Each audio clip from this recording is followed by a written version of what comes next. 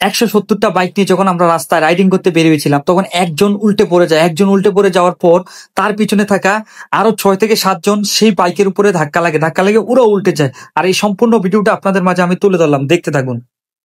Hello everyone, welcome to my YouTube channel. This is another day.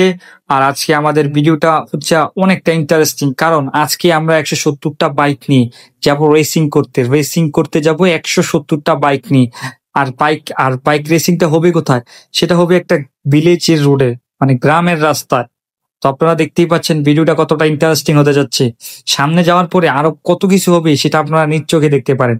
কারণ আমরা প্রথমে TRX গুলাকে, সিএনজি গুলাকে ওভারটেক করে নিচ্ছি, সবাই আমাদেরকে সাইড দিয়ে দিচ্ছে। আমাদের 170টা বাইক একসাথে হওয়ার পর একটা রেস হবে যে কে আগে কোথাও যেতে পারে।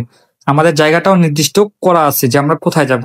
সো আপনারা সম্পূর্ণ ভিডিওটা দেখতে থাকুন, আপনাদের খুবই আজকে একটা ইন্টারেস্টিং হবে।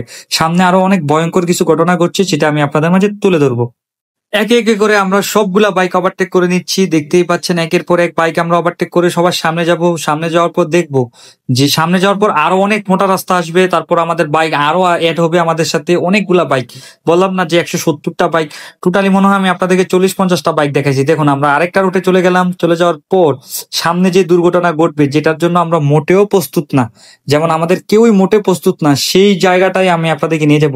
এখানে যেতে যেতে হঠাৎ সামনে দেখবো একটা অ্যাক্সিডেন্ট হয়ে যায়।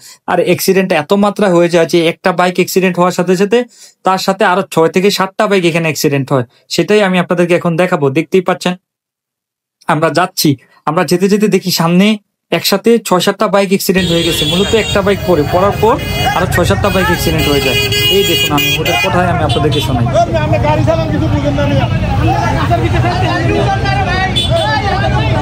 অ্যাক্সিডেন্ট হয়ে গেছে গাইস।